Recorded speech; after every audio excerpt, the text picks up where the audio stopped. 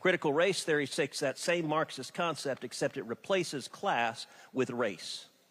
And it says all of America and all of the world is a battle between the races. Critical race theory became the buzzword here, and people began to jump on to that bandwagon. And I think that the voices in opposition were just louder.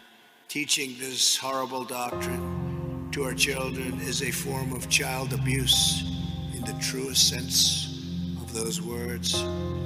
There's this reputation around what this CRT means that is totally not parallel to what the real work is around this. This debate is all about our children, their future, and the future of our state and nation. I believe that with my whole heart. We see particular terms or concepts, specifically around race, become really explosive, right? This has clearly become a huge flashpoint in our society. Florida civics curriculum will incorporate foundational concepts with the best materials, and it will expressly exclude unsanctioned narratives like critical race theory. You know, somebody found a term that created a wave, and now that they're just riding that wave.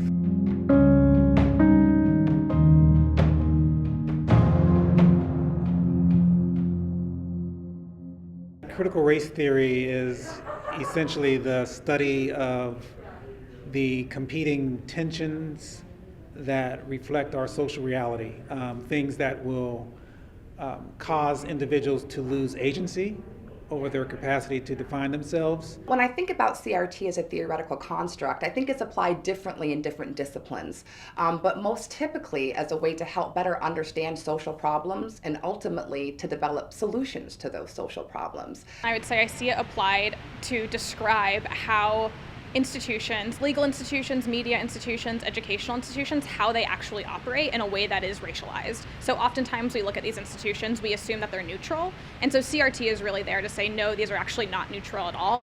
Critical race theory originated with legal scholars back in the 70s and the early 80s.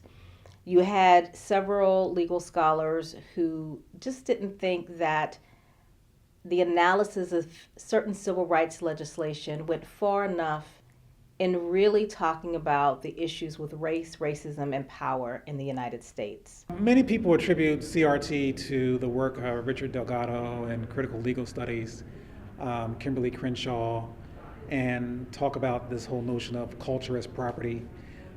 I'm not sure that's the beginning, but that is what people attribute it to.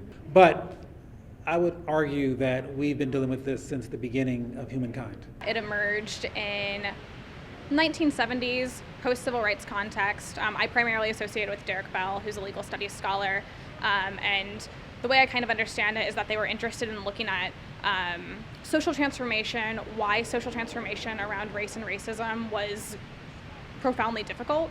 Although his scholarship has opened up new vistas and new horizons and changed the standards of what legal writing is about. There was a really powerful essay that Derek Bell wrote in the 1980s that highlighted the Supreme Court's 1954 decision to desegregate schools. And in that essay, he talked about the fact that that desegregation did not actually create equal and equitable educational outcomes for students of color. And I think that he was really highlighting there that outlawing or disbanning discrimination is not the same thing as ensuring equity. Since the founding of our legal system or our nation, there have been advocates saying, wait, on paper this looks great, but in reality this isn't how it's been adjudicated, this isn't how it's being distributed, this isn't how it's being materialized in the ways in which government does. I mean, government isn't just a piece of paper, government is the infrastructure that puts that piece of paper into practice. And really critical race theory draws attention to the fact that we can have a rhetoric of equality, but we can also have a material world of inequality. Conservatives need to wake up that this is an existential threat to the United States, and the bureaucracy, even under the Trump administration, is now being weaponized against core traditional American values. And I'd like to make it explicit. The President and the White House, it's within their authority and power to immediately issue an executive order abolishing critical race theory trainings from the federal government. And I call on the President to immediately issue this executive order and stamp out this destructive, divisive, pseudoscientific ideology at its root.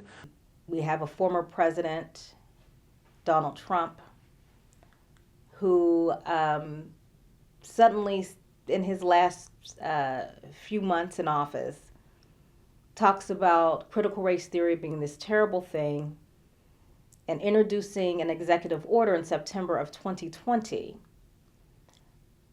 saying that critical race theory and critical race theorists have no place in our federal government. If you see one walking down the street, let us know.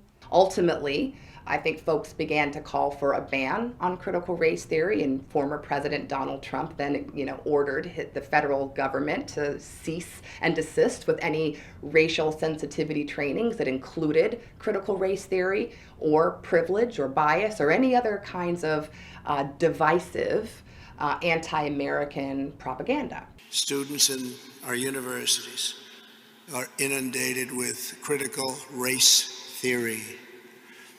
This is a Marxist doctrine, holding that America is a wicked and racist nation, that even young children are complicit in oppression, and that our entire society must be radically transformed.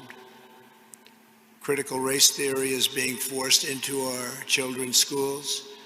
It's being imposed into workplace trainings, and it's being deployed to rip apart friends, neighbors, and families.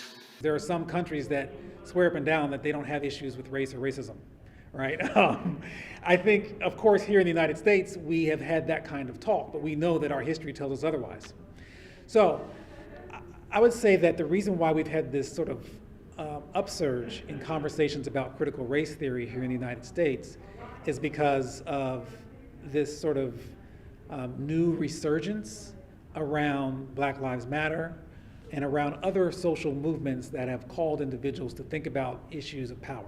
Critical race theory is this really specific thing, and instead it's been blown out into this really generalized thing, actually, where it's like any discussion of race in society. And so it's really interesting because now I think for scholars who study race, there's almost an assumption now that they're a critical race theory scholar, even if they are not, because they study race. And so there's been this really intense discursive slippage, I think, between the concept of race as a whole and critical race theory. The ways in which people are using critical race theory to sort of like push a white nationalist agenda has always been part of the process, has always been part of the mechanisms of settler colonialism, to disavow violence and then to justify further violence because of the attack on my identity, where we turn from a group of people who committed violence to a group of people who are under attack. So by February, March of 2021, critical race theory went under attack. Florida's Governor DeSantis was probably the first person who was really attacking it openly. Let me be clear, there's no room in our classrooms for things like critical race theory. Teaching kids to hate their country and to hate each other is not worth 1 red cent of taxpayer money. Why are Republicans conflating all conversations about systemic racism and white supremacy with critical race theory when they are not the same thing? I think critical race theory is wrong, and I don't think it should be taught in schools at all, and I don't think we should fund any money to allow that to happen. I've watched what's happening in school districts across this nation, and I don't think that is appropriate nor should be taught. By the time the issues surrounding CRT are resolved, I predict that the United States Supreme Court will find that the teaching of the basic tenets of this theory in school as true is unconstitutional because it harasses the race it labels as perpetual oppressors, and it demeans the race it labels as perpetually oppressed.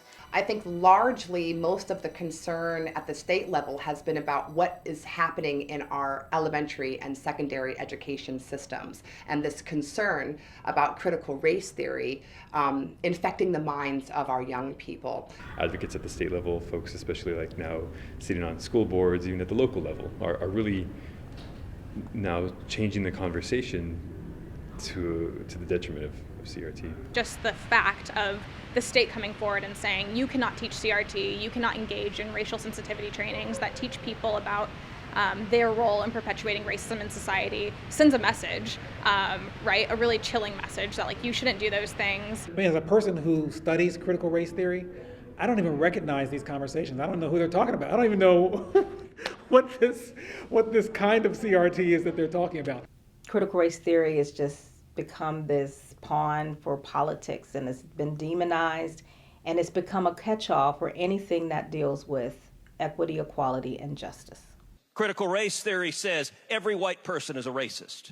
Critical race theory says America is fundamentally racist and irredeemably racist. Critical race theory seeks to turn us against each other, and if someone has a different color skin, seeks to make us hate that person. And let me tell you right now, critical race theory is bigoted, it is a lie, and it is every bit as racist as the Klansmen in white sheets. Critical race theory is just an academic framework, a perspective, a lens, a way of looking at our history.